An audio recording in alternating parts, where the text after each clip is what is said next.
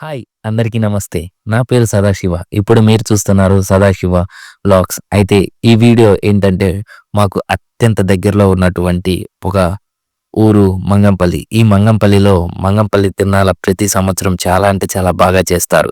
అయితే ప్రతి ఇయర్ నేనైతే మిస్ అవుతున్నాను. కానీ ఈ సంవత్సరం మిస్ అవ్వకూడదని దాదాపు 1 వీక్ వెయిట్ చేసి మరి ఈ ఫెస్టివల్‌కైతే వెళ్ళాను.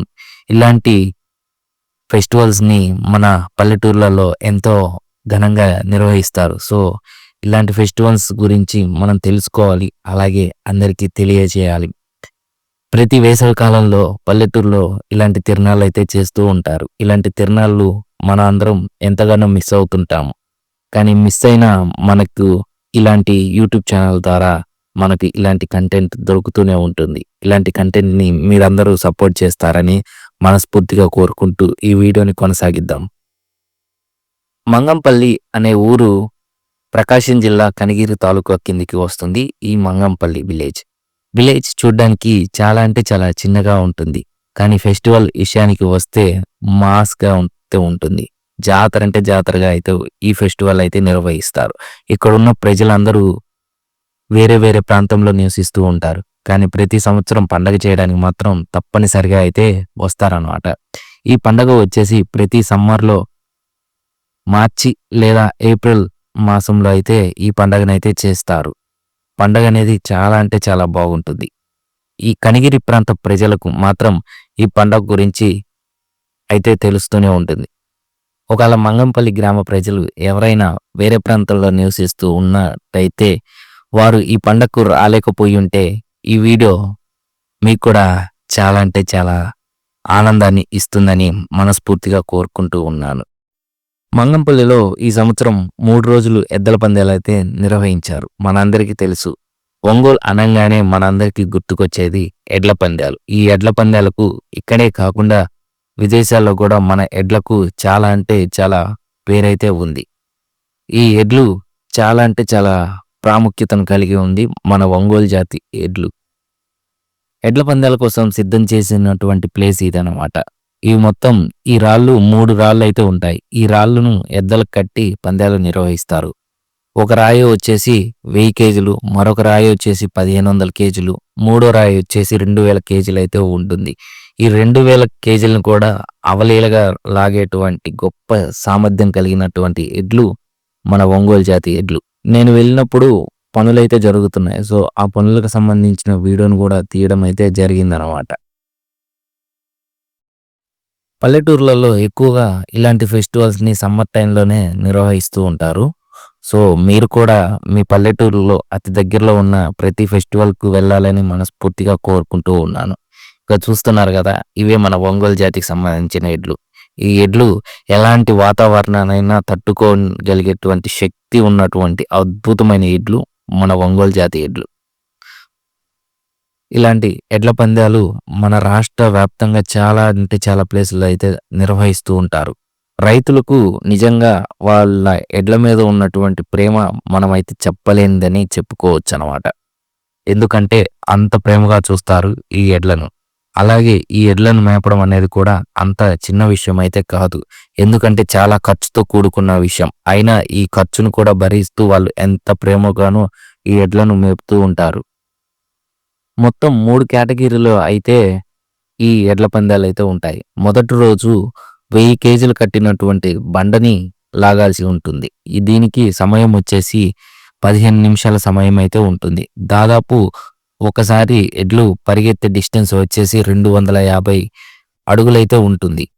అలా 15 నిమిషాల్లో ఎంత దూరమైతే లాగగలుగుతాయో అంత దూరాన్ని క్యాలిక్యులేషన్ చేస్తారు ఇక్కడున్న జడ్జెస్. మొదటి రోజు 1000 కిలోల రాయిని లాగేటువంటి విధానం ఏదైతే ఉందో అది వచ్చేసి 6 పళ్ళ విధానం అన్నమాట.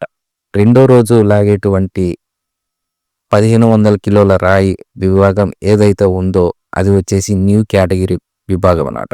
అలాగే మూడో రోజు 2000 కేజీలు లాగేటువంటిది సీనియర్ విభాగం. అంటే ఈ ఎద్దులలో సీనియర్ ఎద్దులు ఉంటాయి కదా, అలాంటి ఎద్దులకు మాత్రమే 2000 కిలోల బరువుని మాత్రం లాగేటువంటి ఛాన్స్ అయితే ఉంటుందన్నమాట.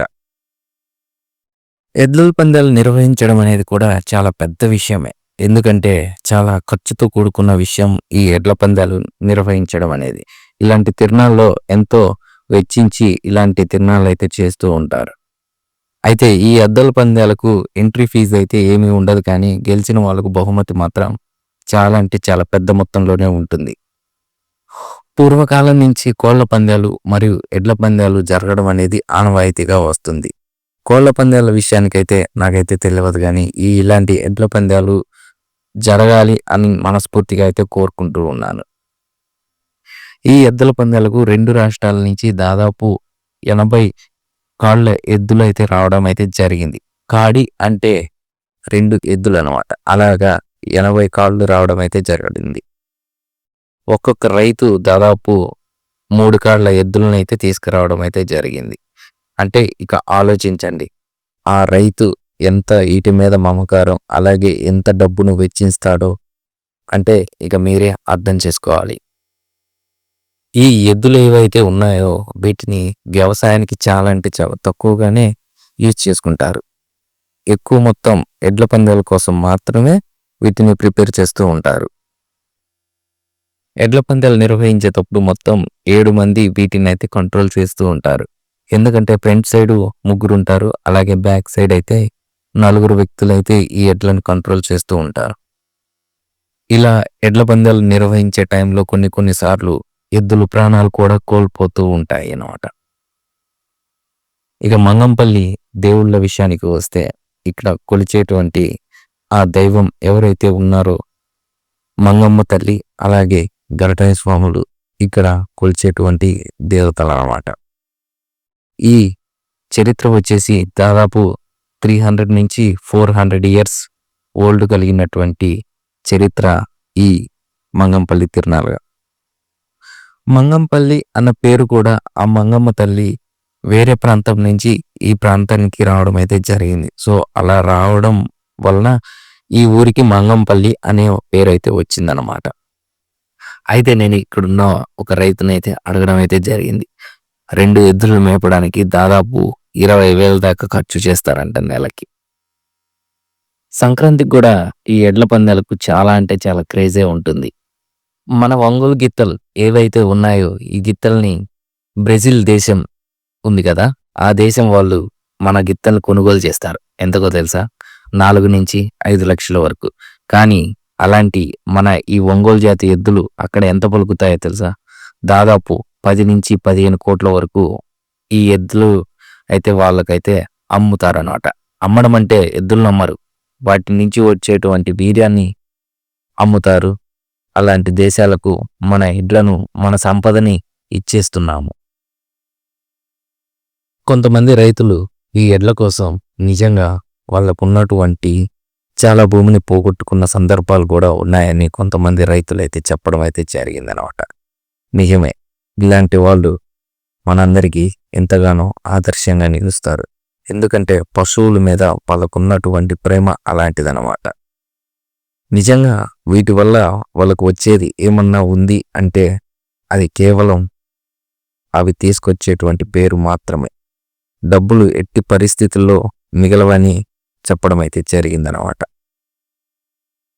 ఎడ్ల పందాల్లో గెలుపు ఓటములు అనేవి సహజం, కానీ ఓడిపోయిన ఆ క్షణం బాధపడుతూ ఉంటారేమో, కానీ మేపుతున్నందుకు ప్రతిరోజు ఆనందపడుతూనే ఉంటారు ఈ ఎడ్లను మేపేటువంటి రైతులు.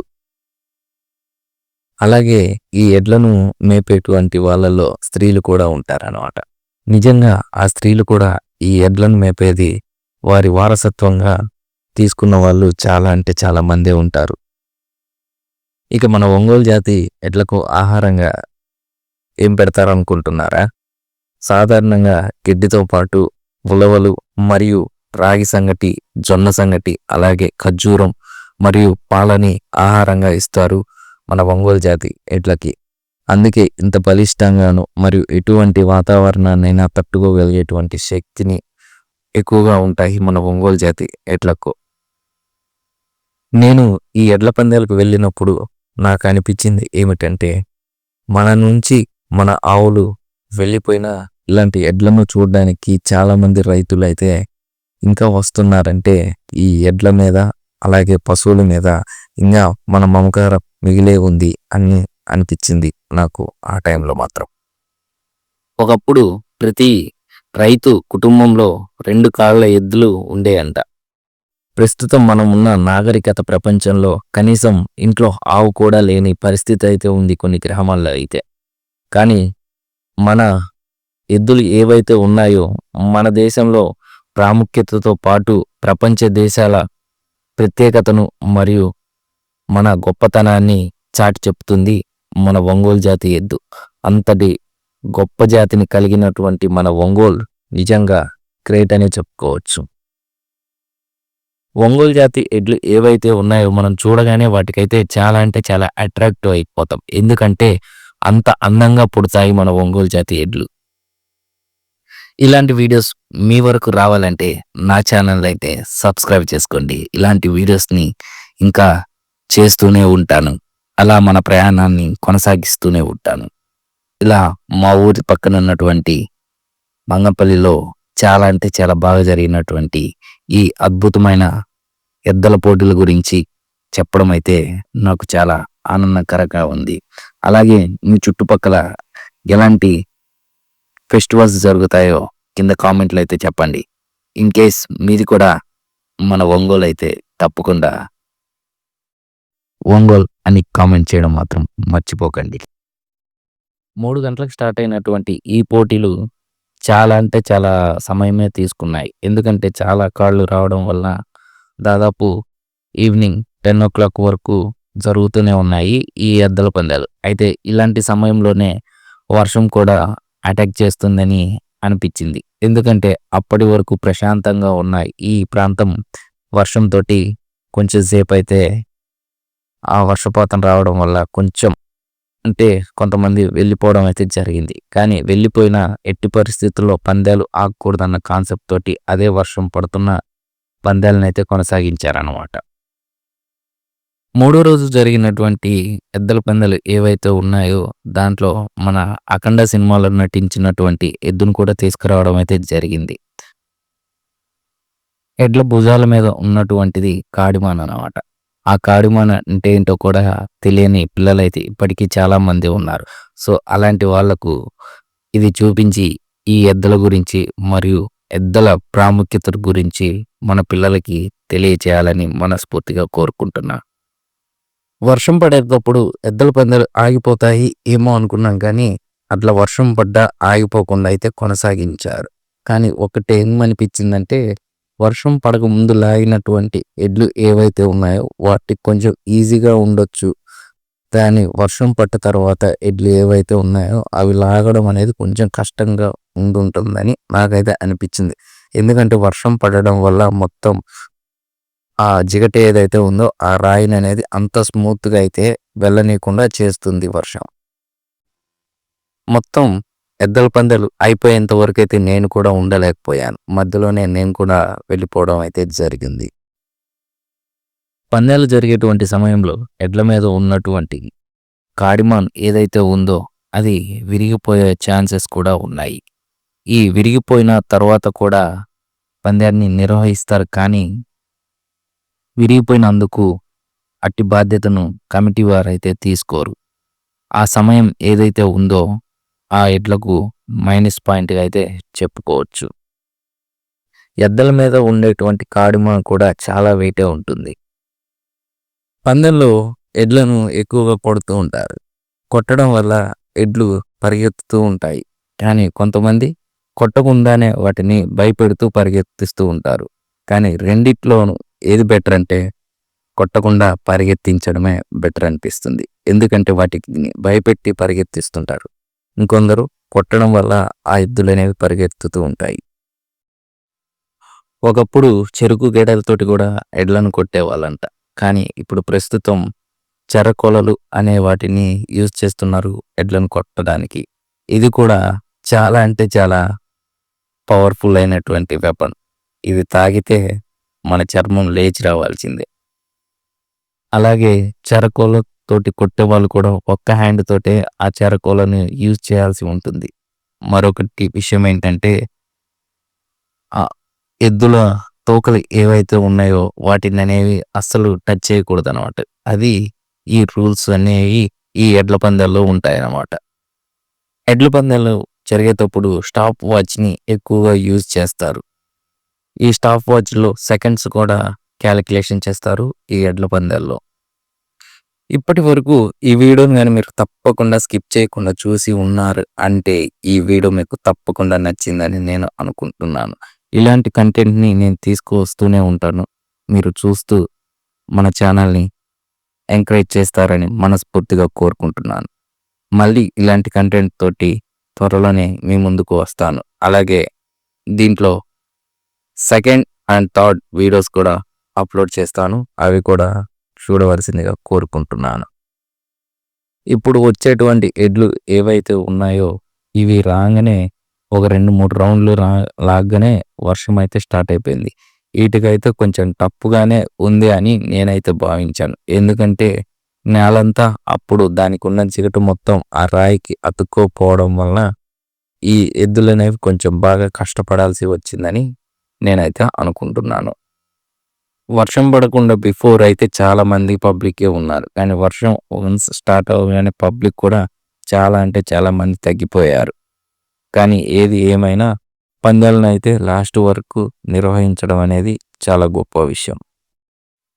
ఇక ఫైనల్‌గా మన జాతిని ప్రపంచానికి పరిచయం చేసినటువంటి ఒంగోలు గిత్తలకు, అలాగే ఈ ఒంగోలు గిత్తలను మేపేటువంటి రైతు సోదరులకి, అలాగే పెద్దలకు, ఇలా ఈ జాతిని ఇంకా కొనసాగిస్తున్నటువంటి చాలా మందికి మనమందరం మనస్ఫూర్తిగా కృతజ్ఞతలు తెలియజేసుకోవాలి.